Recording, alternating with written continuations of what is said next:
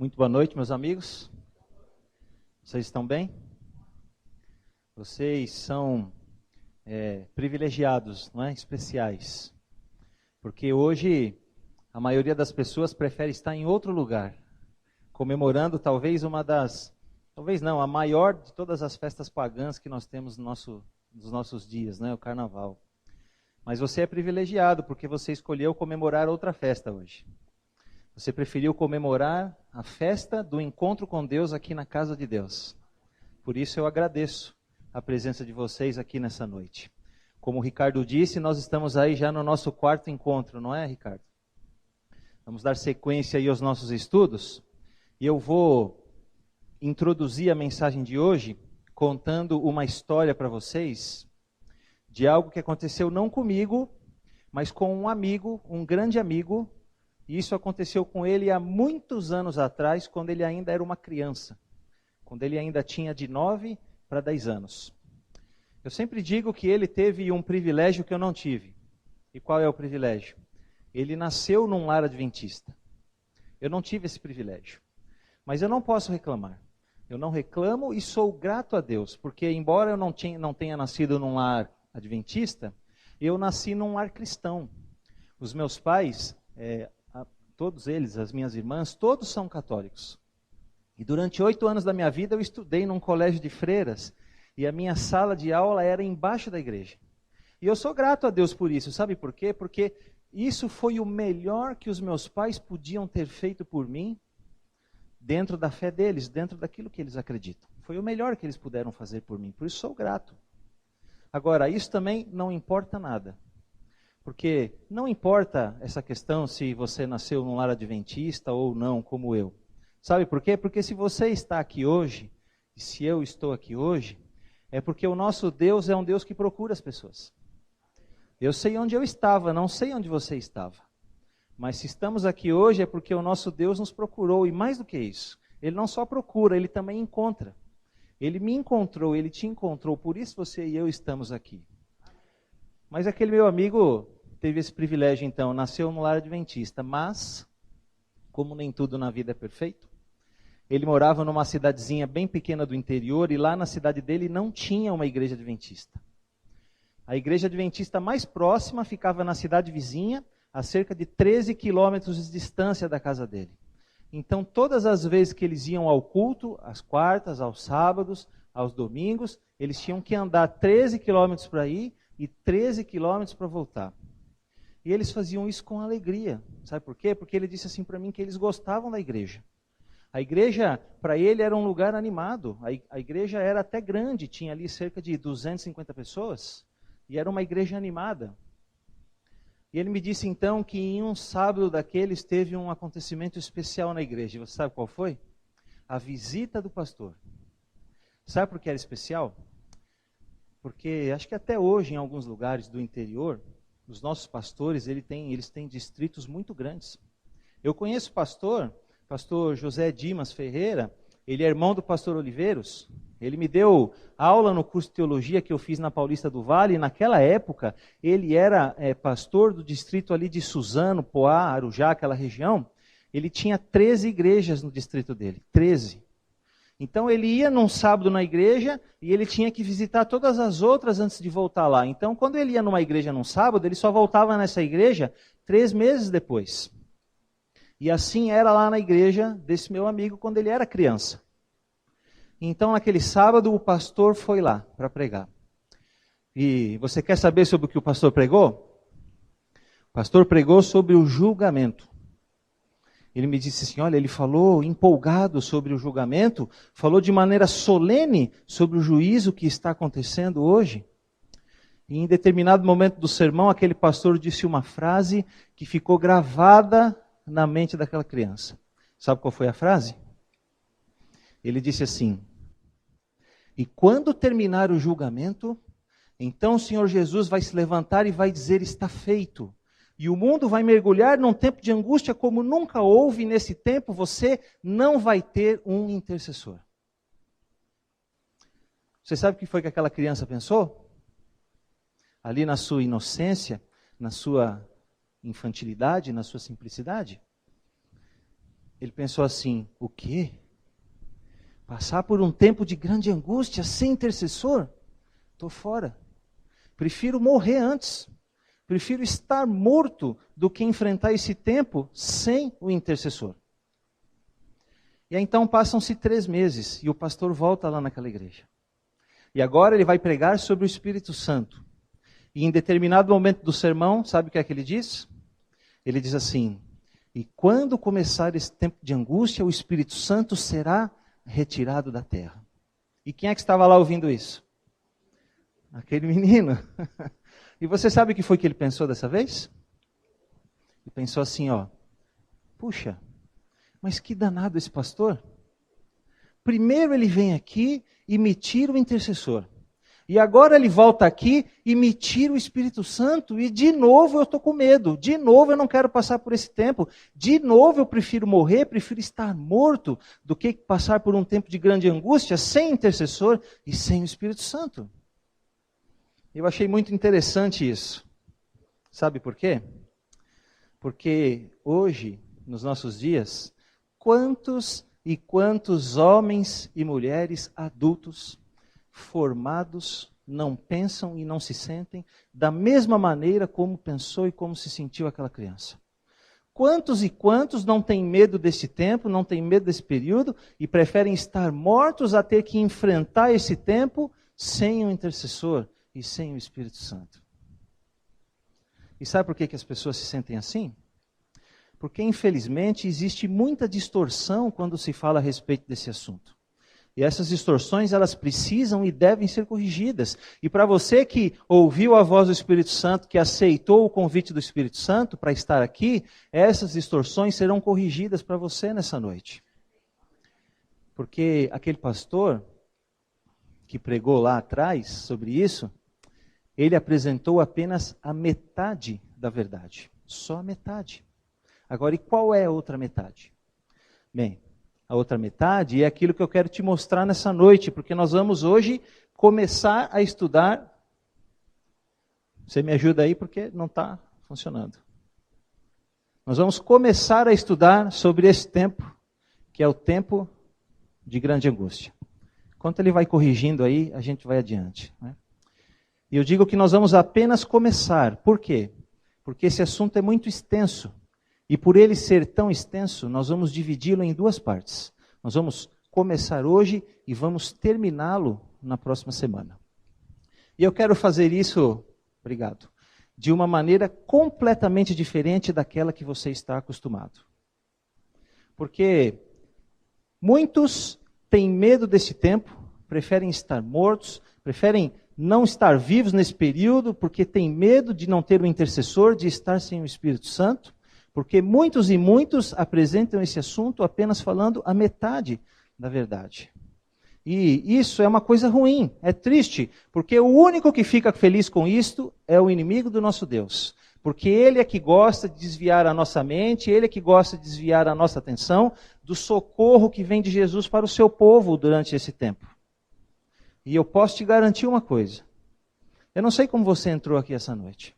Eu não sei se você talvez entrou aqui hoje carregando um fardo pesado, um fardo cansativo. Não sei se você tem algum tipo de medo, de receio com respeito a esse assunto, com receio a este período. Não sei se quando você pensa nisso, se isso te rouba o sono, se isso te tira a paz. Mas uma coisa eu te garanto. Se você entrou aqui hoje pesado e carregado, você vai sair daqui mais leve do que uma pena. Porque todos esses anseios, todos esses receios, todos esses medos, todos eles vão ficar aqui nesta noite. Agora, para que isso seja possível, então eu vou convidar você, assim como você está, a fechar os seus olhos. Vamos novamente falar com o nosso Deus. Santo Deus, nosso Pai querido, muito obrigado porque mesmo em meio a toda essa festa e essa bagunça que acontece no mundo, aqui estão aquelas pessoas, Senhor Deus, teus filhos queridos, que conseguem ouvir a tua voz e aceitam o teu convite. Eles estão aqui nessa noite porque querem entender e compreender essas coisas. Por isso eu quero te pedir nessa noite de uma maneira muito especial. Teu Santo Espírito, que o poder dele repouse sobre cada um de nós nessa noite. Que o Senhor me faça, Pai, lembrar de tudo aquilo que o Senhor quer que eu fale, e que o Senhor me faça esquecer de tudo aquilo que o Senhor não quer que eu fale, para que esta mensagem seja tua e não minha.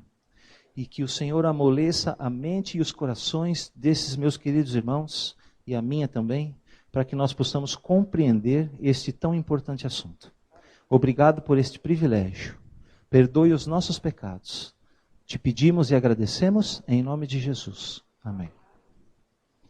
Eu quero então começar te respondendo a primeira grande pergunta desta noite. E que pergunta é essa? Aqui está ela.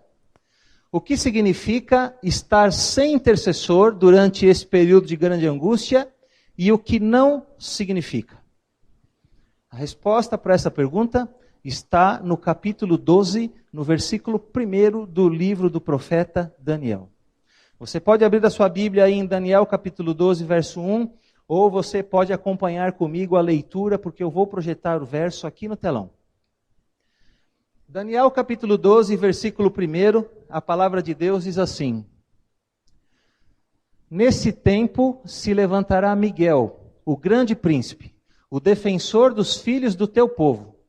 E haverá tempo de angústia, qual nunca houve, desde que houve nação até aquele tempo. Mas naquele tempo será salvo o teu povo, todo aquele que for achado inscrito no livro. Quando o Senhor Jesus esteve aqui nessa terra, após ele ressuscitar, permaneceu aqui por 40 dias com os seus discípulos, e depois ele ascendeu aos céus. E 7 dias após o Senhor Jesus ascender aos céus, acontece uma grande festa aqui nessa terra. E que festa foi essa? O dia do Pentecostes. Você sabe o que era comemorado no dia do Pentecostes? O Pentecostes era uma festa que acontecia 50 dias após a Páscoa. Porque lá na primeira Páscoa, quando o povo de Israel foi liberto da escravidão do Egito, 50 dias após a libertação, eles estavam diante do Monte Sinai, aonde Deus entregou aquelas 2 tábuas de pedra que ele escreveu com seu próprio dedo ali, os 10 mandamentos a Moisés. Era isso que eles comemoravam no dia do Pentecostes. Mas a partir daquele Pentecostes, aquele que está registrado no capítulo 2 do livro de Atos dos Apóstolos, o Pentecostes ganhou um novo significado. Muito mais bonito e muito mais importante. E qual foi? O Pentecostes, descrito lá em Atos 2, ele foi uma comemoração do céu na terra de 3 coisas. Você sabe quais são elas?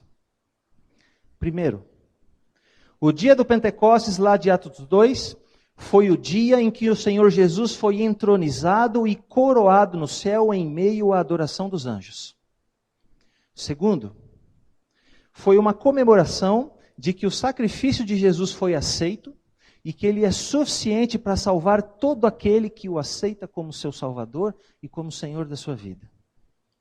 E terceiro, a partir daquele momento, o Senhor Jesus tomou para si as plenas prerrogativas de rei e sacerdote, tornando-se o ungido sobre o seu povo.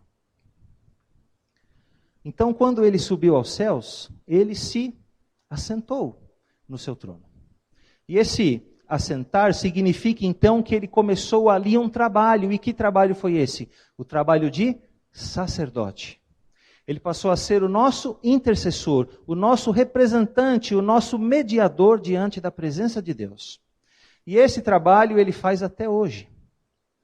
Agora, a partir do dia 22 de outubro de 1844, que é o fim da profecia das 2.300 tardes manhãs, descritas aí no livro do profeta Daniel, capítulo 8, verso 14, a partir daquele dia, simbolicamente, o Senhor Jesus deixa o lugar santo do santuário e vai ao lugar santíssimo. Isso significa que ele tomou para si mais 2 funções. Além de ser o intercessor, além de ser o mediador, ele passou a ser juiz e também advogado. É o início do juízo, o início do julgamento. E esse juízo, ele não vai durar para sempre. Vai chegar um momento em que todo o caso vai ter passado perante o tribunal de Cristo, em que a sorte não a sorte, mas o futuro de todo ser humano vai estar decidido ou para a salvação e ou para a perdição. E quando isso chegar ao fim, então o Senhor Jesus se levanta e ele vai dizer, está feito. E se o assentar-se significa que ele iniciou um trabalho, o levantar significa que acabou esse trabalho. Não há mais uma obra de salvação a ser feita em favor do homem, e a partir de então você e eu não temos mais um intercessor no céu, não temos mais. Mas felizmente este texto, Daniel 12, verso 1, ele não diz somente que o Senhor Jesus se levanta, mas ele diz também para que é que o Senhor Jesus se levanta. E para que é que ele se levanta? Aqui está, para defender quem?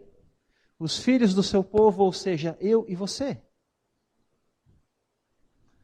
Ele se assentou e agora ele se levantou. E quem é que se levanta? Olha aqui quem é que se levanta.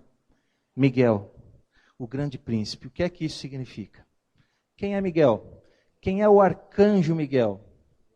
Muitas pessoas têm uma compreensão equivocada sobre esse assunto, porque não entendem o significado da palavra arcanjo. Muitas pessoas pensam que arcanjo é um anjo, mas não é isso que a palavra significa. A palavra arcanjo é a junção de duas palavrinhas gregas, a palavra arc com a palavra agelos, onde arc significa chefe e agelos significa anjo. Arcanjo não é um anjo, mas é um chefe dos anjos. Por isso que em toda a Bíblia você ouve apenas a menção a um único arcanjo. E quem é esse arcanjo? É Miguel. Agora, por que Miguel? O que é que significa o nome Miguel? O nome Miguel significa quem é como o Senhor. O nome Miguel, queridos irmãos, é o nome hebraico de Jesus. O nome Miguel é o nome que o Senhor Jesus utiliza toda vez que ele vai entrar em uma luta, em uma batalha, em um conflito direto contra Satanás. É como que uma afronta a Satanás, que queria usurpar o direito de ser como Deus. Então, toda vez que o Senhor Jesus vai enfrentá-lo, ele usa o nome Miguel, porque ele está dizendo, quem é como o Senhor? Você não. Eu sou o Senhor. Miguel é o nome de guerra de Jesus. Miguel é o nome que ele utiliza não mais como intercessor, mas agora como um general, como um grande comandante. Ele usa esse nome porque agora ele vai, juntamente com todo o seu exército, ele vai liderar o seu exército de anjos numa última e grande batalha. E por quem é que esse exército luta nesta última e grande batalha? É pelos filhos do seu povo. Você não tem mais um intercessor no céu, porque não há mais uma obra de salvação a ser feita. Todo o caso já está resolvido. Você já está salvo. Você não precisa mais de um intercessor, porque agora o que você precisa é de um general. Você precisa é de um comandante. E ele não está mais lá no céu, porque agora ele está onde? Ele está aqui com você, nesta terra, lutando ao seu lado para te libertar, para te defender e para te salvar. Irmãos, entenda uma coisa. Estar sozinho sempre é a sorte dos ímpios. Mas estar sozinho nunca foi e nunca será a sorte dos santos. O que foi que o Senhor Jesus disse quando ele esteve aqui? Veja o que ele disse. Eu te guardarei da hora da provação que há de vir sobre o mundo inteiro para experimentar os que habitam sobre a terra. O que mais ele disse? Porque ele tem dito, de maneira alguma te deixarei, nunca jamais te abandonarei. Nesse momento, onde é que vai estar o povo de Deus? O povo de Deus vai estar numa tremenda angústia.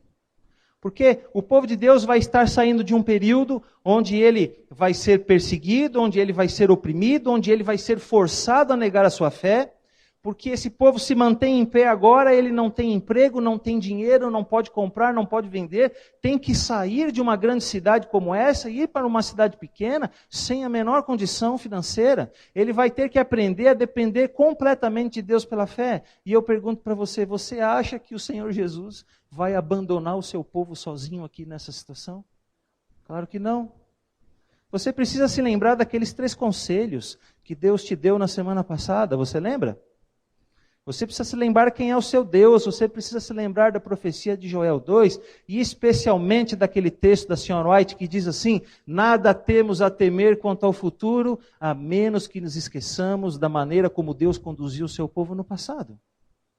E no passado,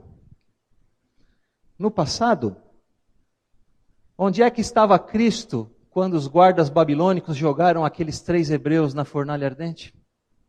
Você conhece a história.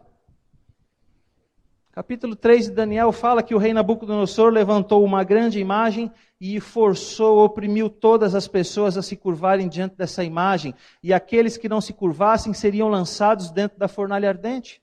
3 jovens não se curvaram. Ananias, Misael e Azarias, que tiveram seus nomes mudados para Sadraque, Mesaque e Abednego. E o que foi que aconteceu com eles? Foram lançados na fornalha. E agora o rei se espanta. Não lançamos nós 3 homens amarrados na fornalha? E agora eu vejo 4 homens andando, soltos livremente pelo fogo, e o 4º homem quem era? Jesus, era o Filho de Deus. Irmãos, o capítulo 13 do livro do Apocalipse foi escrito todinho com base no capítulo 3 de Daniel, você sabia? O capítulo 3 de Daniel é a base do capítulo 3 de Apocalipse, 13 de Apocalipse.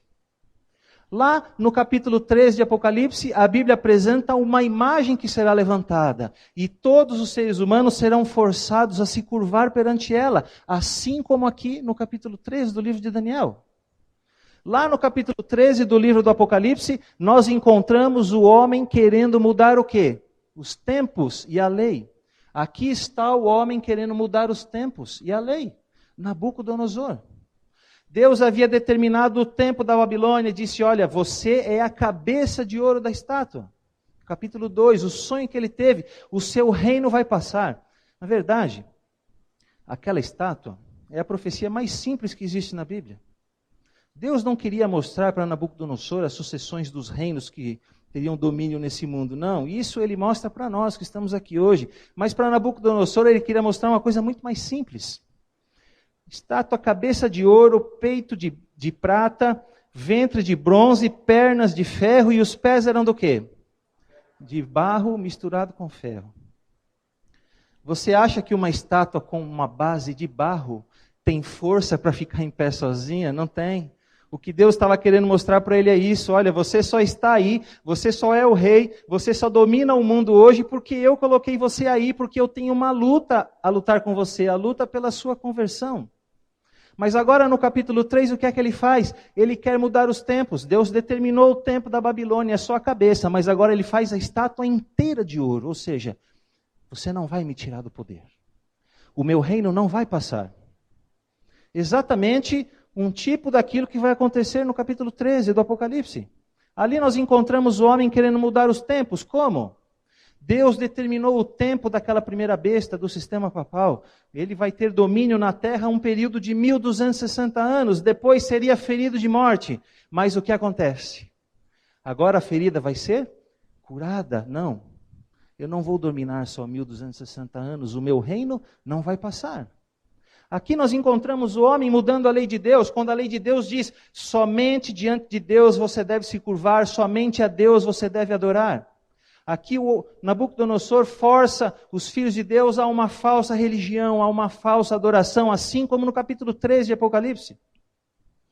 Aqui nós encontramos o homem mudando os tempos e a lei de Deus, quando faz com que um homem se curve diante de outro, quando muda o dia de adoração do Senhor do sábado para o domingo, forçando as pessoas a participar de uma falsa adoração, de uma falsa religião. Lá nós encontramos os filhos de Deus sendo oprimidos, sendo perseguidos, presos e condenados à morte. E nos nossos dias não será diferente. Aquele que não se curvar perante esta imagem será oprimido, perseguido, preso e até mesmo condenado à morte. Mas aqueles 3 jovens hebreus estão nos representando hoje. Você sabe onde era o lugar mais seguro do mundo para um filho de Deus estar lá na Babilônia, no capítulo 3 de Daniel? Você sabe onde era o lugar mais seguro do mundo para ele estar? Era dentro da fornalha, porque era lá que o Senhor Jesus estava. O lugar mais seguro do mundo para você estar hoje vai ser dentro da fornalha, porque é lá que o Senhor Jesus vai estar. E quando você não foge da fornalha, sabe o que acontece? Aqueles jovens foram lançados na fornalha, e o que é que se queimou deles? Nada? Como nada? Queimou sim. As cordas, as amarras que os prendiam se queimaram. Queridos, quando você não foge da fornalha, a única coisa que se queima em você são as amarras que te prendem a este mundo de pecados. Onde estava Cristo quando os guardas babilônicos jogaram os 3 hebreus na fornalha ardente? Cristo estava lá no meio deles. Da mesma maneira, Ele estará lá conosco na nossa jornada pela grande angústia. O Senhor Jesus, Ele não diz assim, olha, eu desejo que você passe sozinho aí por esse tempo de grande angústia. Eu vou ficar só observando você aqui do céu. Boa sorte. Não. Ele não diz isso. Sabe o que ele diz? Ele diz assim, ó. Vinde a mim, todos vocês que estão cansados e sobrecarregados por causa dos eventos finais, e eu vos darei descanso e eu vos aliviarei. Eu vou estar com vocês nessa jornada. Sigamos juntos pela fúria da fornalha final. Veja que comentário extraordinário a senhora White faz sobre isso. Como nos dias de Sadraque, Mesaque e Abednego, no período final da história da terra, o Senhor operará poderosamente em favor dos que ficarem firmes pelo direito. Aquele que andou com os hebreus valorosos na fornalha ardente, estará com seus seguidores em qualquer lugar. Sua constante presença confortará e sustentará. Em meio do tempo de angústia, angústia como nunca houve desde que houve nação, seus escolhidos ficarão firmes. Veja que coisa linda. Satanás, com todas as forças do mal, não pode destruir o mais fraco dos santos de Deus.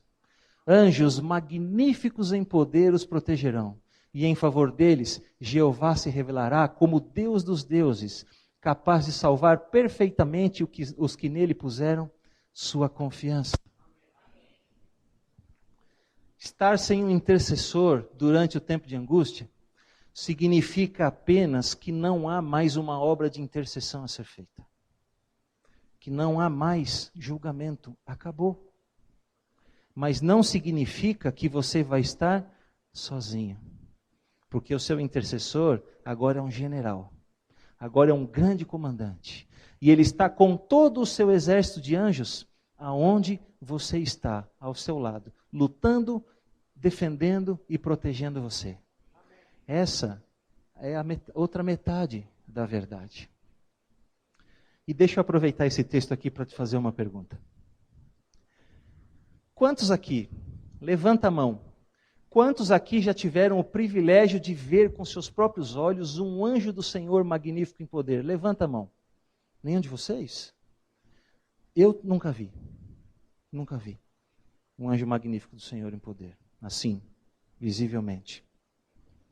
Agora, quantos de vocês gostariam de ver? Todos nós gostaríamos, não é? Então, deixa eu dizer uma coisa para você. Neste tempo, dependendo de onde você estiver, você não somente verá face a face um anjo do Senhor, como conversará com ele. Você quer ver isso? Você quer ver onde é que isso está escrito? Já já eu vou mostrar para vocês. Porque agora eu vou responder a segunda grande pergunta. E qual é? O que significa o Espírito Santo ser retirado do mundo? E o que não significa? Então nós vamos agora ao livro do profeta Amós, capítulo 8, versículo 11 e 12. E a palavra de Deus diz assim: Eis que vem dias, diz o Senhor Deus, em que enviarei fome sobre a terra, não de pão, nem sede de água, mas fome e sede do quê? De ouvir as palavras do Senhor. Andarão de mar a mar e do norte até o oriente, correrão por toda parte, procurando a palavra do Senhor e não a acharão. Essa profecia, Amós, foi uma profecia dada ao povo de Israel pouco tempo antes do cativeiro babilônico. Teve um cumprimento local para aqueles dias, mas também tem um cumprimento futuro para nós hoje. Deus deu várias advertências. Deus instruiu, Deus corrigiu, Deus mandou os seus profetas para aquele povo para dizer, olha, vocês estão indo longe demais.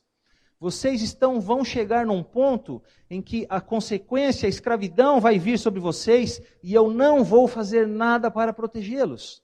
Por quê? Porque Deus não amava mais aquele povo? Não. Mas porque aquele povo se colocou além dos limites da proteção de Deus. A proteção de Deus só pode existir na minha vida e na sua vida até o limite em que nós permitimos Deus atuar. Deus não nos força a nada. Deus advertiu, corrigiu. E agora então, quando eles estavam ali diante da escravidão, na iminência da escravidão, o que é que eles fizeram? Correram por toda parte, atrás de um profeta, atrás da palavra de Deus, atrás de algo que pudesse os ajudar para evitar a escravidão. Mas não acharam, não encontraram. Foram escravos. Exatamente isso, irmãos, o que vai acontecer nos nossos dias. Deus adverte, Deus repreende, Deus corrige, Deus manda os seus mensageiros. Nós temos a Bíblia, nós temos o Espírito de profecia, não é? Mas o ser humano insiste em andar pelos seus próprios caminhos e insiste em fazer a sua própria vontade, independente da vontade de Deus. E Deus está avisando, vai chegar um dia em que a escravidão vai vir sobre vocês. E aí então vocês vão correr de uma parte a outra procurando a minha palavra e não acharão. Porque não é assim que nós fazemos? Nós vamos indo, vamos seguindo o nosso caminho, vamos fazendo do nosso jeito, independente de Deus. E agora então, quando vem a consequência, o que é que nós fazemos? Ah, Senhor, e corremos para Deus, e buscamos ali, nos apegamos à Bíblia e tentamos evitar as consequências. Deus não nos livra das consequências. Deus não vai nos proteger. Não porque Ele não nos ame, mas porque muitas vezes nós nos colocamos além dos limites da sua proteção. Não vai adiantar ter a Bíblia em mãos, porque ela não vai poder ajudar. Sabe por quê? Você sabe qual é o poder que esse livro tem? Você sabe qual é o poder que esse livro tem de mudar vidas, de transformar pessoas, de salvar pessoas? Você sabe qual é o poder que ele tem? Nenhum poder. Nenhum poder. Nenhum poder. Esse livro só é o que é. Esse livro só transforma as vidas como transforma. Esse livro só salva as pessoas como salva pela obra e pela influência do Espírito Santo. É por isso que você e eu jamais abrimos este livro sagrado sem orarmos pedindo a iluminação do Espírito Santo. Porque Ele é quem dá poder às palavras deste livro. Ele é quem nos faz compreender e através deste livro sagrado, Ele nos muda, Ele nos transforma, Ele corrige a nossa vida. Ele nos leva à salvação. Mas vai chegar um momento em que o Espírito Santo não vai mais atuar através das páginas deste livro. E aí de nada vai adiantar tê-lo em mãos. Sabe por quê, irmãos? Porque o trabalho do Espírito Santo aqui nessa terra, ele é em conjunto com o trabalho de Jesus no céu. Algumas pessoas não compreendem muito bem a obra do Espírito Santo. Você quer ver uma coisa? Quantas e quantas vezes você já ouviu que o Espírito Santo é aquele que vem até você, e ele pega a sua oração, e ele intercede por você? Você já não viu isso? Ele pega a sua oração, ele transforma a sua oração, e agora ele intercede por você, entrega a sua oração até Cristo, e Cristo então apresenta ao Pai. Não é assim que você ouviu? Eu não acredito nisso. Não concordo com isso. Sabe por quê? Porque a Bíblia diz que nós temos um único intercessor junto a Deus. E quem é esse? Jesus, e não o Espírito Santo. Então, outra coisa. Se o Espírito Santo pega a sua oração, transforma e entrega a Jesus, então a oração não é sua. Não é mais sua, a oração é dele. É dele, não sua. Isso não está certo. Qual é a intercessão que o Espírito Santo faz? A intercessão, meus irmãos, é uma via de mão dupla. O Espírito Santo é o representante de Deus aqui na terra, e ele vem para interceder por você de que maneira? Ele vem para convencer você do pecado, da justiça e do juízo. Ele vem para conduzir você até Cristo. E agora então, quando você aceita a Cristo, Ele é aquele que passa a ser o seu intercessor no céu. O Espírito Santo é o representante de Deus na terra e Jesus é o representante do homem junto ao Pai. É uma via de mão dupla. É um trabalho em conjunto. E quando o Senhor Jesus agora se levanta e diz, está feito, o que é que o Espírito Santo faz? Ele também diz, está feito. Porque se não vai haver mais um intercessor, se não vai haver mais uma obra de salvação, o Espírito Santo então deixa de atuar como agente da conversão, deixa de atuar como agente da transformação, deixa de atuar como agente do arrependimento. Então ele é retirado da terra, porque ele não vai mais atuar no coração dos homens e das mulheres no sentido de levá-los a Cristo. E é exatamente isso que vai causar esse tempo de grande angústia. É a retirada do Espírito Santo. É ele deixar de atuar como agente da conversão, como agente da transformação, como agente do arrependimento que vai trazer esse período de grande angústia a essa terra. Quando você vai lá no capítulo 7 de Apocalipse, os 4 primeiros versos, você vê lá aqueles 4 anjos que estão nos 4 cantos da terra, mantendo seguros os 4 ventos. Aqueles 4 anjos representam a obra do Espírito Santo. Aqueles 4 ventos representam o poder restritivo do Espírito Santo. Quando esses ventos são soltos, quando o Espírito Santo deixa de restringir o poder de Satanás, Satanás agora tem domínio total sobre os homens. Esses ventos representam, não é, as paixões humanas. Estão à solta agora. Satanás só não destruiu esse mundo ainda completamente, só não destruiu o ser humano ainda completamente por causa da presença do Espírito Santo aqui. Ele é o poder de Deus que vai reprimir o poder do diabo. Essa pessoa, essa terceira pessoa da Trindade, o Espírito Santo. Agora, quando ele deixar de atuar como agente da conversão, como agente da transformação, como agente do arrependimento, então agora Satanás vai poder fazer o que ele sempre quis. Ele vai atuar livremente sobre a mente dos homens e vai mergulhar eles numa cena de destruição mais terrível do que aquela que aconteceu com Jerusalém no ano 70 depois de Cristo. Veja o que a senhora White diz sobre isso. Livro Grande Conflito, página 614. Desabrigados da graça divina, ou seja, não há mais tempo de graça, não há mais um intercessor, o Espírito Santo não atua mais como agente da conversão, não tem os homens proteção contra o maligno. Satanás mergulhará então os habitantes da terra em uma grande angústia final. Ao cessarem os anjos de Deus de conter os ventos impetuosos das paixões humanas, ou seja, ao cessar o Espírito Santo de ser o agente da conversão, da transformação, do arrependimento, ao cessar ele de usar o seu poder para reprimir o poder de Satanás, então agora todos esses elementos aqui ficarão às soltas, todos os elementos de contenda. O mundo inteiro se envolverá em ruína mais terrível do que a que sobreveio a Jerusalém na antiguidade. Então é isso que provoca esse tempo de angústia. É o fato do Espírito Santo não atuar mais como agente da salvação, como agente da conversão, como agente do arrependimento. Ele vai ser retirado da terra. Mas essa é só a metade da verdade. E a outra metade? E dos filhos de Deus, você sabe quando é que ele vai ser retirado? Eu vou dizer para você quando é que ele vai ser retirado. Evangelho de João, capítulo 14, versículo 16. Abra sua Bíblia. João, capítulo 14, versículo 16. Esse texto não vai aparecer lá no telão. Veja quando é que o Espírito Santo vai ser retirado dos filhos de Deus. João 14, verso 16 diz assim: E eu rogarei ao Pai, e Ele vos dará outro. Quem é esse Consolador? Espírito Santo. A fim de que esteja convosco por quanto tempo? Para sempre. Essa é a outra metade da verdade. Dos filhos de Deus, Ele não vai ser retirado nunca. Porque Ele veio para estar com você para sempre. E esse texto que eu vou mostrar para você agora é o texto mais lindo que existe no Espírito de Profecia, que fala sobre a disponibilidade do Espírito Santo na vida daqueles que amam a Deus.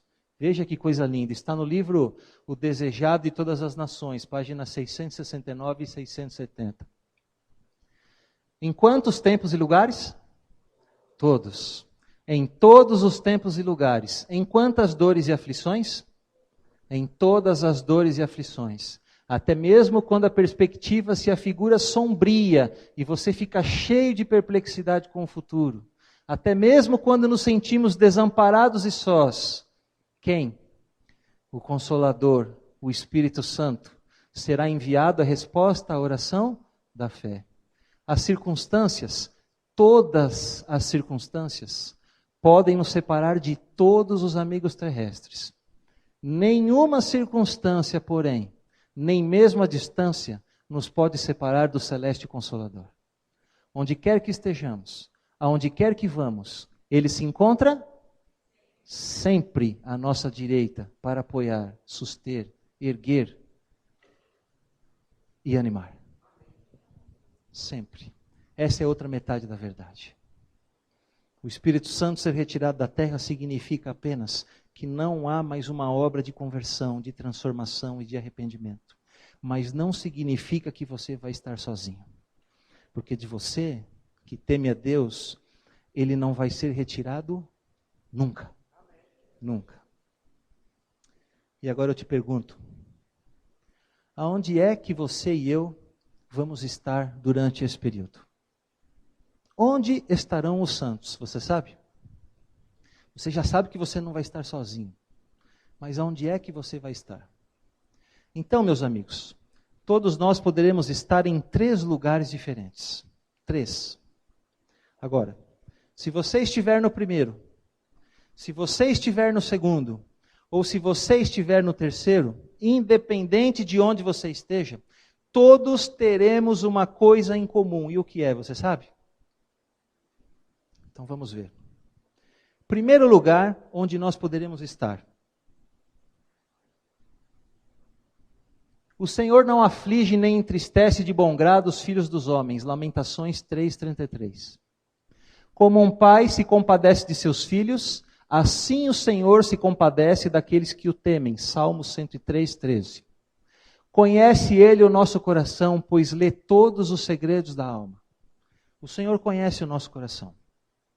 Ele se compadece de nós assim como um pai se compadece de um filho. Ele se compadece daqueles que o temem. Por isso, Ele sabe se aqueles em favor de quem se fazem petições seriam capazes de suportar a aflição e a prova que sobre eles viria, caso vivessem. Conhece o fim desde o princípio.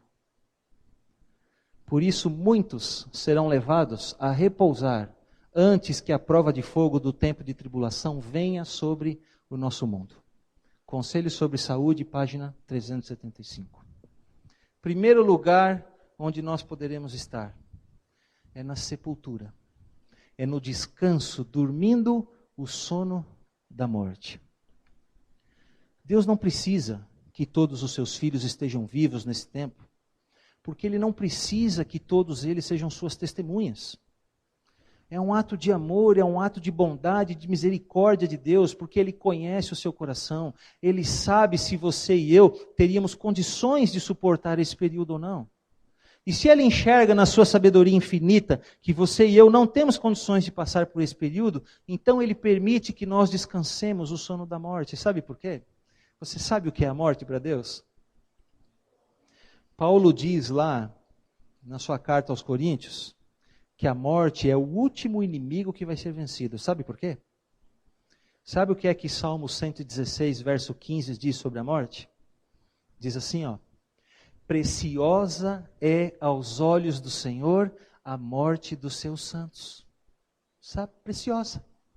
Sabe por quê? Quando você vai num funeral e você vê ali um caixão e dentro aquele corpo sem vida, morto, isso é como nós vemos, mas isso não é como Deus vê. Você sabe o que é que Deus vê? Nós vemos um caixão. Deus vê um porta-joias, porque ali está guardado aquilo que Ele tem de mais precioso, que é o seu Filho. A morte é o último inimigo que vai ser vencido, porque hoje é um inimigo, mas que está a serviço de Deus. Ela guarda para Ele aquilo que Ele tem de mais precioso. E quando o Senhor Jesus voltar a essa terra, Ele vai dar uma ordem. E o que é que a morte vai fazer? Ela vai devolver para Ele todos aqueles que ela guardou, todos aqueles que pertencem a Ele. Por isso, Deus permite que muitos dos seus filhos estejam dormindo o sono da morte. E se você é como eu, pai de crianças pequenas, veja, queridos, para o que é que nós temos que estar preparados. O Senhor me tem revelado que muitos pequeninos hão de ser levados ao descanso antes do tempo de angústia. Vocês não têm noção de como isso daqui vai ser difícil.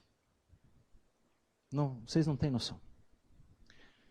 Há pouco tempo atrás, a minha filha mais nova, Carolina, tem 6 anos. Ela e o Rafael são gêmeos, né? Acho que no último domingo eles vão vir aqui comigo. Vocês vão conhecer. A Carolina começou a ter febre. Primeiro dia, febre alta. Segundo dia, febre alta. Terceiro dia, febre mais alta. Então nós corremos com ela para o hospital. Chegamos lá no hospital, a médica tirou a febre, sabe quanto estava? 40,8, quase 41 graus de febre. A médica, quando viu aquilo, o olho dela se arregalou e ela imediatamente mandou trazer o remédio, deu o remédio, as enfermeiras arrumaram lá um banheiro com chuveiro, levaram ela para debaixo do chuveiro e ela ficou lá meia hora caindo água fria sobre ela e a febre baixou para 37,5 e agora a médica foi examinar. E a médica examinou e disse assim para minha esposa, olha mãe, eu não vi nada aqui que possa estar causando essa febre. Mas eu tenho uma suspeita, então eu vou pedir 2 exames. Vocês vão ali numa salinha, as enfermeiras vão colher o sangue e vão colher o líquor dela também. Eu não entendi nada. Mas a minha esposa, quando viu isso, eu percebi que a fisionomia dela se transformou completamente. E eu comecei a entender, quando nós chegamos nessa salinha, e lá tinha uma placa escrito assim, ó, isolamento. Nós entramos, as enfermeiras saíram e eu perguntei para minha esposa, o que está acontecendo? Ela disse assim, você sabe o que ela vai fazer com a nossa filha? Ela vai furar a espinha da nossa filha para tirar o líquor, porque ela acha que a Carolina está com meningite. Nessa hora, sabe o que aconteceu comigo? Foi como se o chão desaparecesse debaixo dos meus pés. Foi como se eu caísse num abismo de angústia, num abismo sem fim. E daquele momento, só uma frase começou a ecoar aqui na minha cabeça. Porque eu me lembrei disso aqui. E eu pensei assim, Senhor, por favor, eu não quero perder a minha filha. E eu só pensava isso.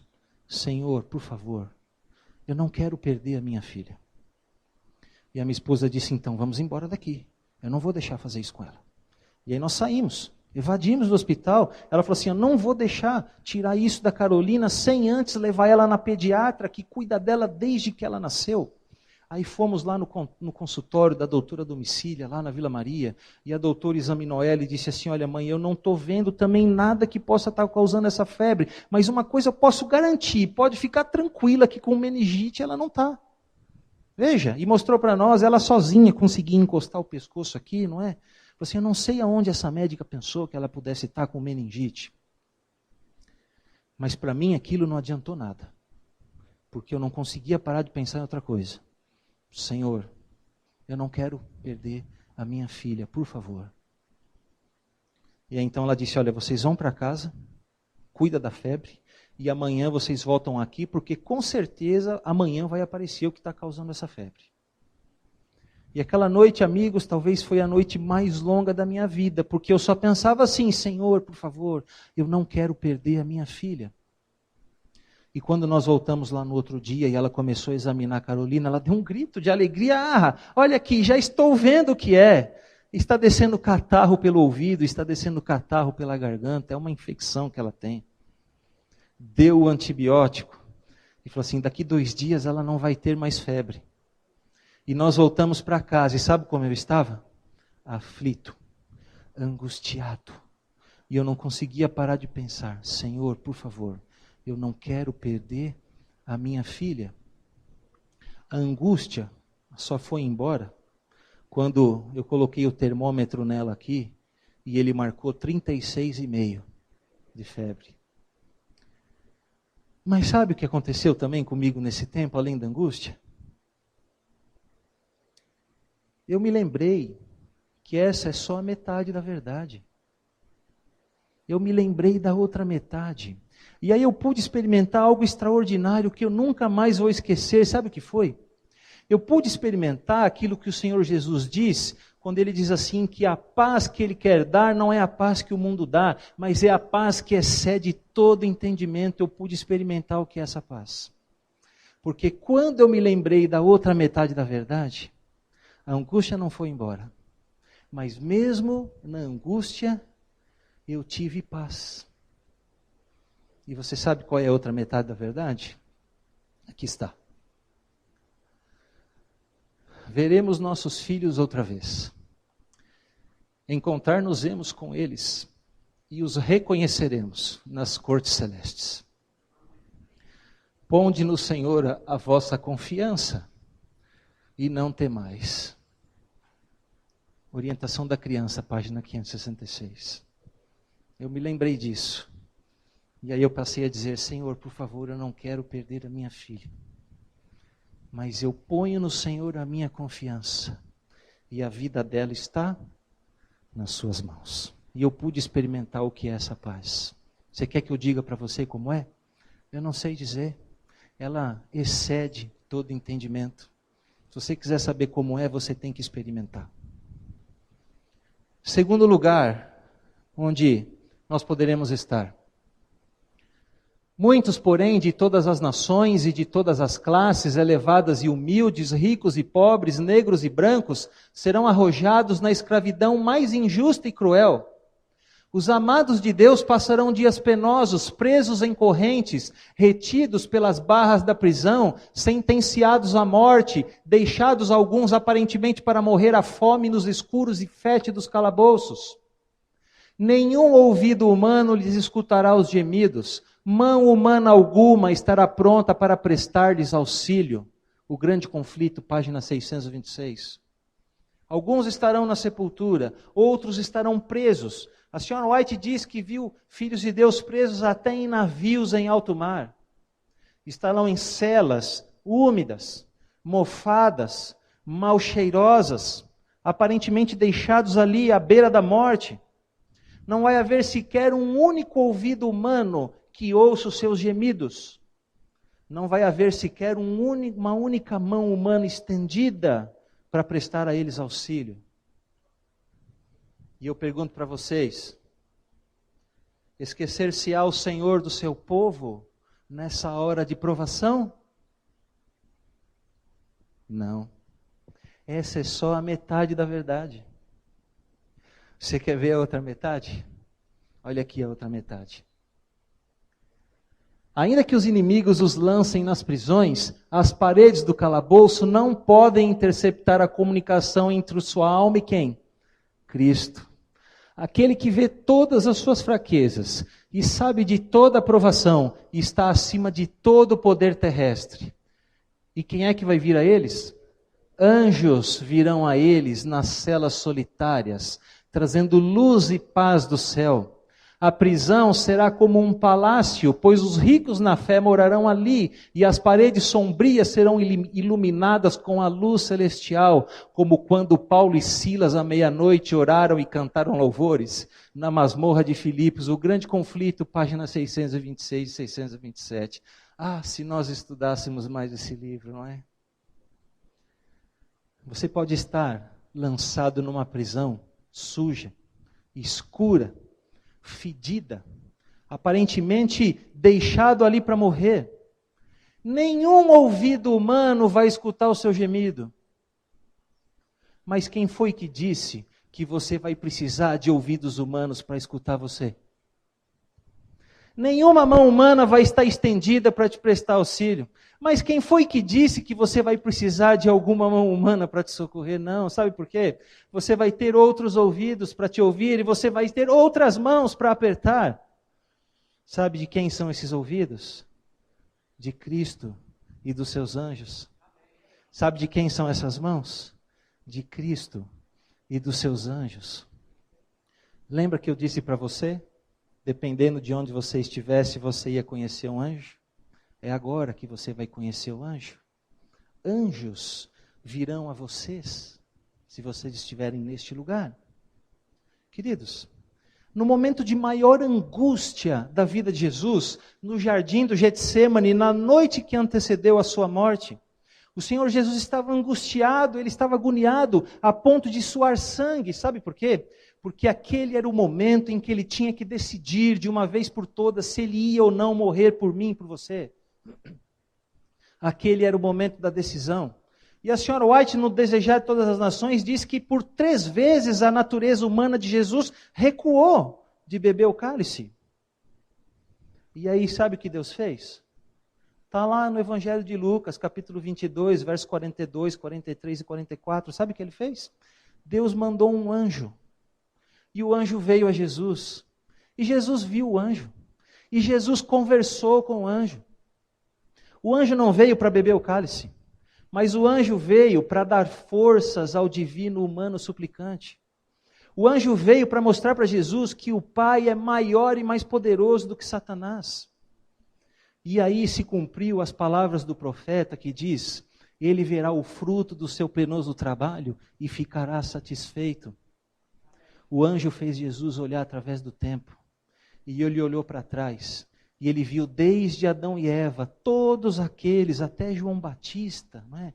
Que tinha perdido a vida por fé em Jesus e pela esperança de que ele um dia morreria para o salvar. Mas não foi só esses que o Jesus viu. O anjo também fez ele olhar à frente do seu tempo. E sabe quem foi que ele viu? Ele viu cada um de vocês que está aqui nessa noite. E a palavra de Deus diz que ele ficou, sabe como? Satisfeito. Ele viu você e ficou satisfeito. E ele achou que valia a pena. E ele então decidiu beber o cálice.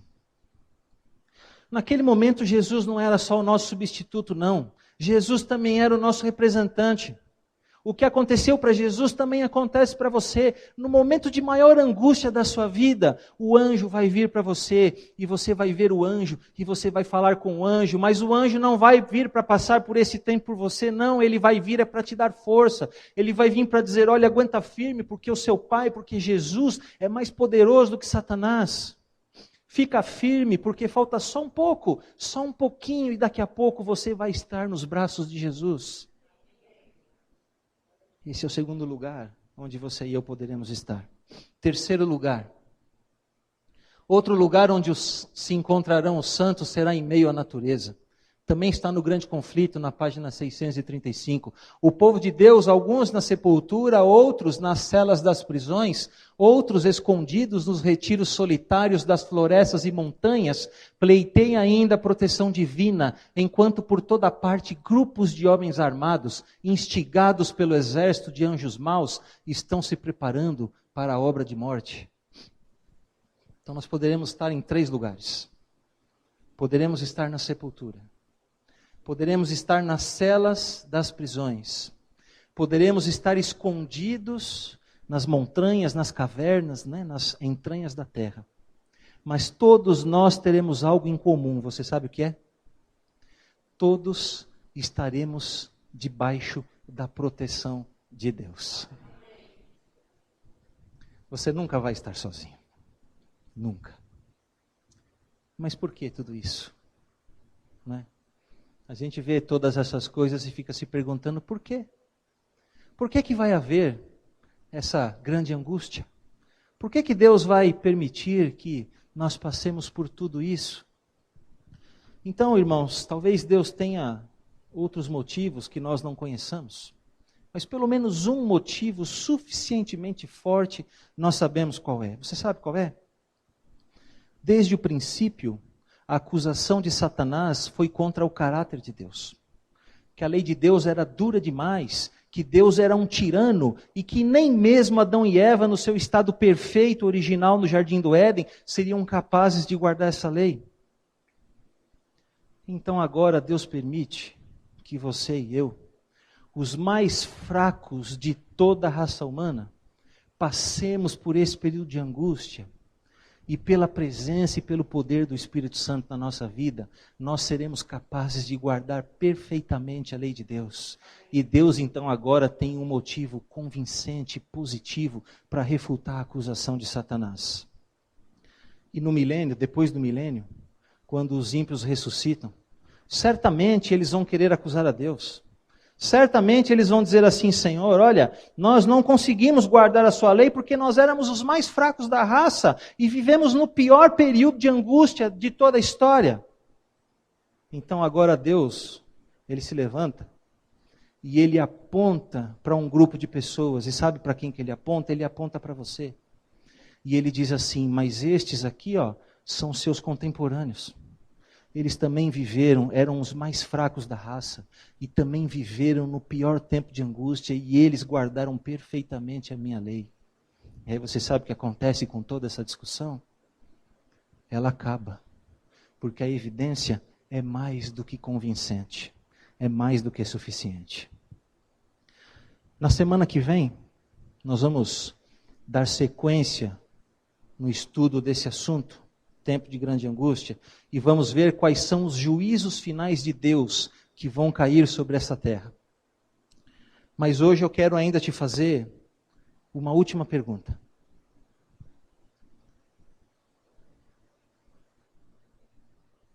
Parou de funcionar, não tem problema. A pergunta é a seguinte: como é que nós devemos olhar para esse período? Como é que você e eu temos que olhar para esse período de grande angústia? Sabe, você e eu não podemos olhar para esse período assim como se nós estivéssemos no vácuo. Porque quando você olha para esse período assim como se você estivesse no vácuo, não é? Você vai ficar pensando assim: puxa, mas para onde eu vou nesse lugar? Para onde eu não vou? O que é que eu vou levar? O que é que eu não vou levar? Não é? Não. Você não pode olhar para esse tempo assim como se você estivesse no vácuo. Você tem que crer em Deus e crer com personalidade. Para que você creia em Deus com personalidade, para que você não fique olhando para esse tempo assim como se você estivesse no vácuo, você não pode olhar para esse período isolado. Mas você tem que olhar para ele num aspecto mais amplo. Você tem que olhar para ele e enxergar junto o que vem antes dele e o que vem depois dele. E o que é que vem antes desse período? Antes desse período, vem o julgamento. O juízo que está acontecendo desde 22 de outubro de 1844 até hoje. Sabe, às vezes, nós ficamos tão focados naquilo que o inimigo vai fazer, nós ficamos tão focados num decreto dominical que vai ser promulgado, não é? Na opressão, na perseguição. Nós vamos poder comprar nem vender, vamos ser perseguidos, podemos ser mortos. Nós ficamos tão focados nessas coisas que nós esquecemos que antes de tudo isso vem o quê? O julgamento. E nesse julgamento, você sabe o que é que o Senhor Jesus veio acontecer aqui na terra? Você sabe o que é que ele vê lá do céu acontecer aqui na terra? Sabe o que ele vê? Ele vai ver o seu povo, né, ser promulgado contra ele um decreto, um conjunto de leis que vai forçar o seu povo a negar a guarda sistemática do sábado. Ele vai ver o seu povo ser oprimido. Ele vai ver o seu povo ser perseguido. Ele vai ver o seu povo ser preso. Muitos até vão perder a vida. E o que é que você acha que ele vai fazer? Você acha que ele vai ver tudo isso acontecer e vai ficar de braços cruzados? Não, não vai. Sabe por quê? Porque ele também vê o seu povo permanecer em pé diante de tudo isso por um único motivo: porque o ama e porque ama a sua palavra. E sabe o que ele faz? Ele se levanta. E ele se levanta para colocar um ponto final nisso tudo. Ele se levanta para promulgar a sentença que o julgamento profere. Ele se levanta para promulgar e para implantar no mundo a irrevogável sentença que o julgamento vai proferir. E eu vou dizer para você uma coisa que você nunca ouviu na sua vida. Que vai causar esse tempo de angústia não são os inimigos do povo de Deus. O que vai causar esse tempo de angústia é essa sentença que o Senhor Jesus vai promulgar. E as 7 pragas descritas no livro do Apocalipse são um castigo que essa sentença vai aplicar. Sabe contra quem? Contra os ímpios e não contra você. verdadeiramente esse tempo de angústia, ele é para os ímpios e não para você, e não para os filhos de Deus. Sabe o que eu estou querendo dizer com isso? Eu estou querendo dizer o seguinte: nesse tempo, os perseguidos serão mais livres do que os perseguidores. Mais livres. Porque o que é pior? Enfrentar o veredito de um Deus do céu ou enfrentar o veredito dos homens na terra? O que é pior? Quem é que vai estar então na pior? Aqueles que vão ter que enfrentar o veredito de um Deus que se levanta no céu e que vem a essa terra como um general, como um comandante com todo o seu exército para lutar e defender o seu povo? Ou aqueles que vão ter que enfrentar o veredito da igreja e do Estado aqui na terra? Com certeza vai estar numa situação muito pior aqueles que vão ter que enfrentar o veredito desse Deus do céu. Os perseguidos serão mais livres do que os perseguidores. E depois desse período, o que é que vem? Depois desse período vem a batalha do Armagedon. A última grande batalha entre o bem e o mal, onde o bem sai vitorioso, o mal é destruído, o pecado e pecadores são definitivamente aniquilados. Quando você olha nesse contexto mais amplo, você não vai ter mais medo desse período. Não vai mais ter medo dele. Sabe, irmãos, nós precisamos entender essa diferença de foco. Nós não podemos ficar o tempo inteiro olhando para aquilo que o inimigo vai fazer. Nós temos que olhar para aquilo que Deus vai fazer. E quando você olha para o que Deus vai fazer, você tem certeza que os perseguidos vão estar mais livres do que os perseguidores. E você também não pode esquecer que nesse tempo, o Filho de Deus não vai estar mais sob provação. O julgamento já acabou, você já está salvo, você está livre. Como é que fica um prisioneiro quando o oficial de justiça vem até ele e diz assim: olha, sua pena acabou, você está livre? Ele chora, o que ele faz? Ele fica com medo? Não, ele fica feliz, ele fica alegre, sai correndo, fica contente.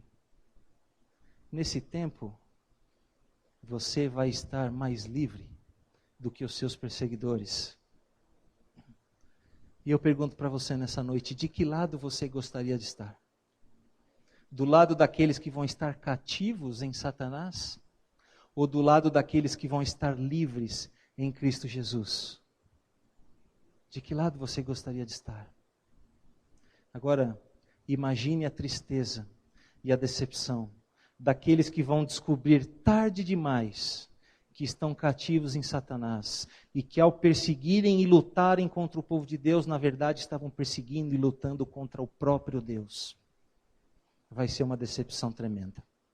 Para que você e eu não tenhamos essa decepção, nós precisamos entender hoje aquilo que eles vão entender tarde demais, que os perseguidos serão mais livres do que os perseguidores.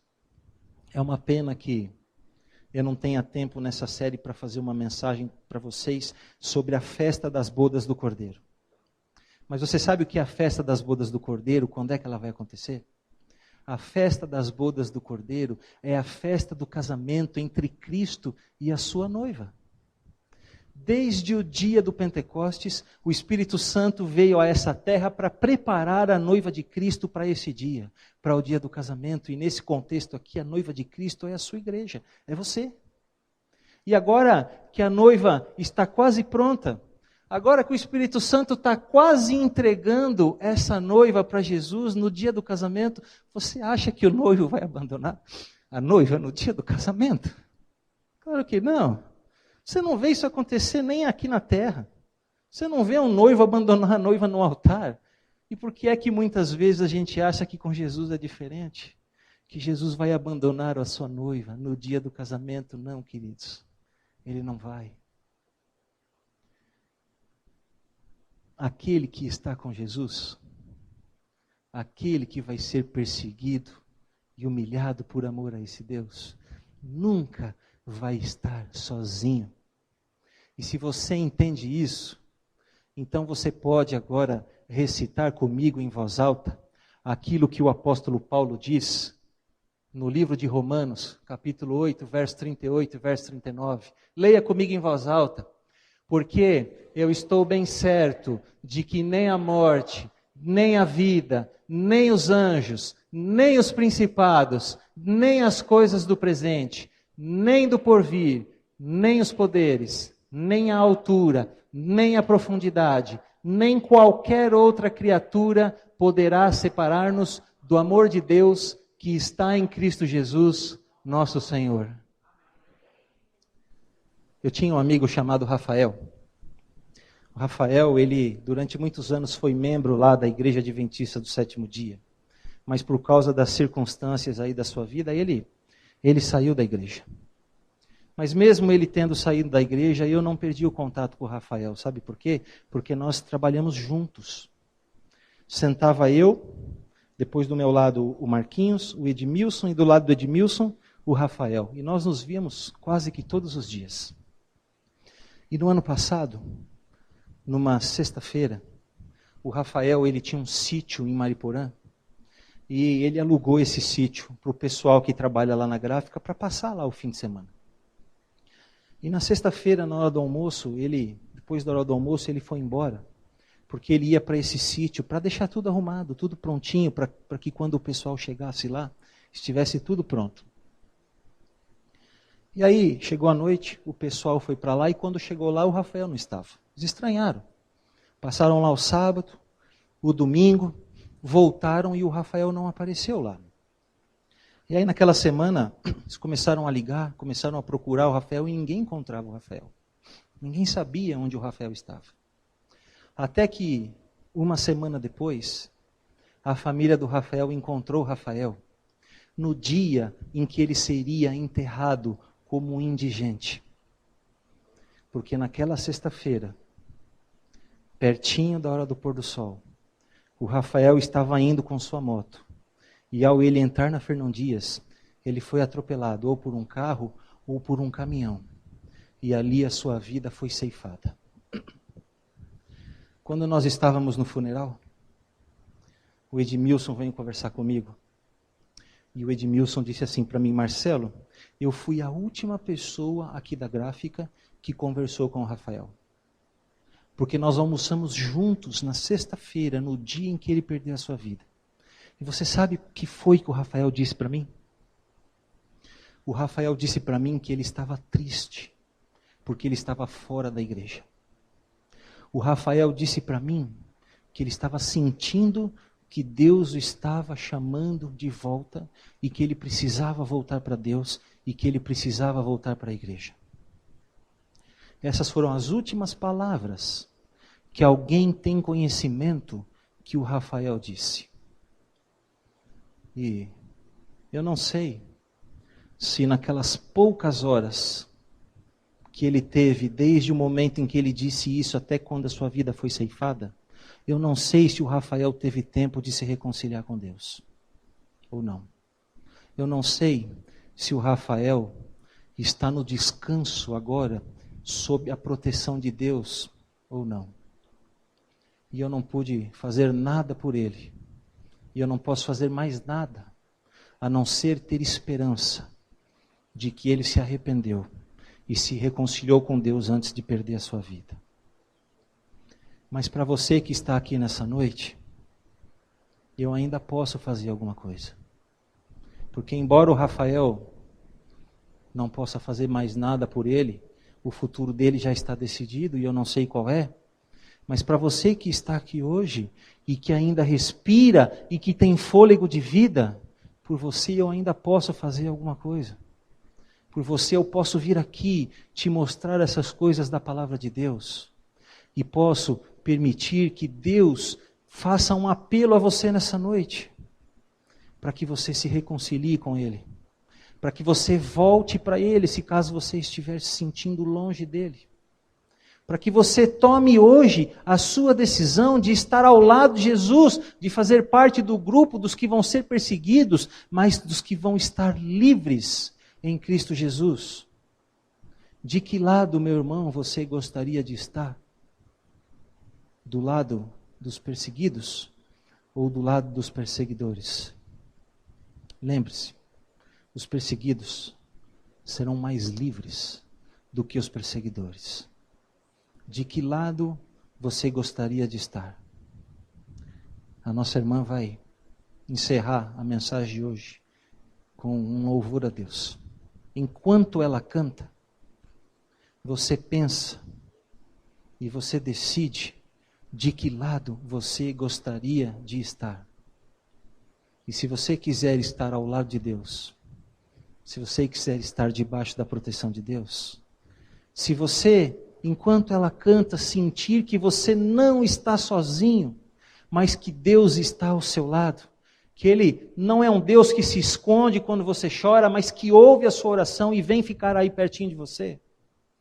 Se você sentir a presença desse Deus ao teu lado enquanto ela canta, então você vem aqui e me dá um abraço. Deus te abençoe.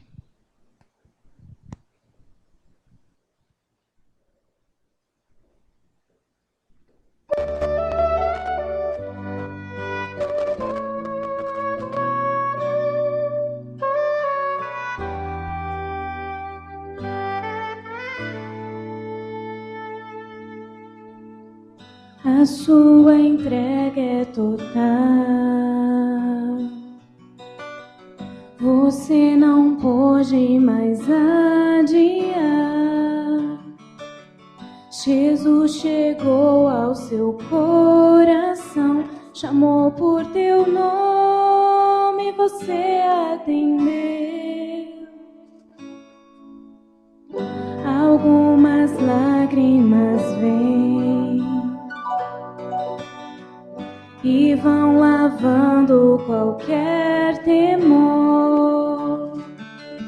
O Santo Espírito está aqui, lhe abraça e lhe diz o quanto esperou.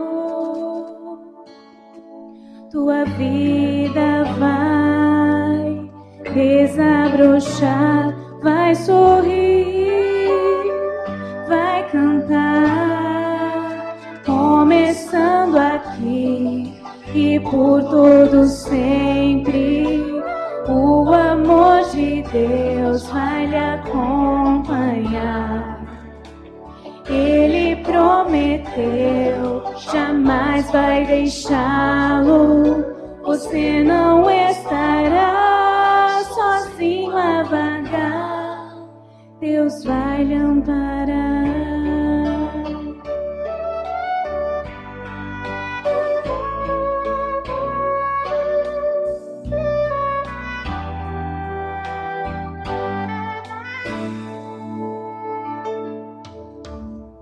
Se o amanhã lhe trouxer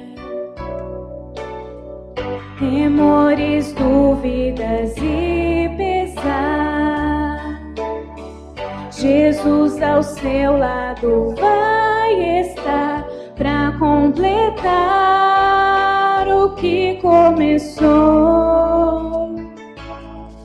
Tua vida vai desabrochar, vai sorrir,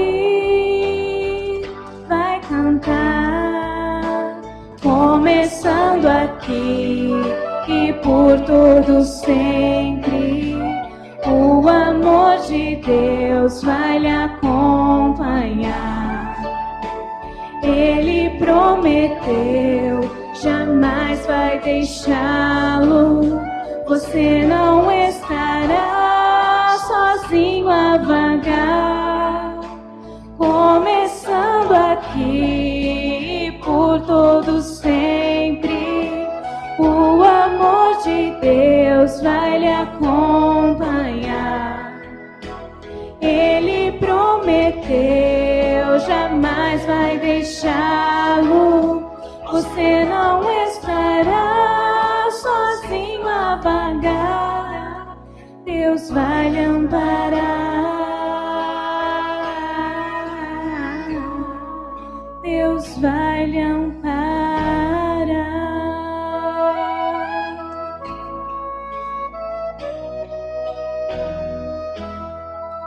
Amém.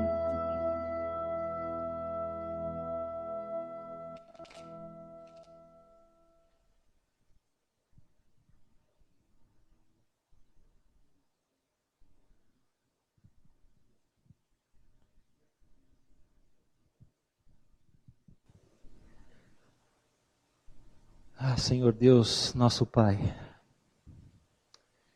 Como é bom quando nós estudamos esse assunto e nos inteiramos das tuas promessas para nós, Senhor. Às vezes nós ficamos pensando tanto naquilo que não devemos e não prestamos atenção naquilo que o Senhor quer fazer por nós. Nós, muitas vezes, ficamos focados naquilo que é errado e não enxergamos que, independente daquilo que aconteça, a tua promessa é de estar sempre conosco, sempre ao nosso lado. E o Senhor é um Deus fiel, um Deus que não é homem para mentir, e um Deus que não muda, e um Deus que nunca falha. Assim como o Senhor esteve ao lado de todos os teus filhos no passado, da mesma maneira o Senhor está hoje, e vai estar também no futuro, e por toda a eternidade. Que o Senhor nos ajude a compreender isso.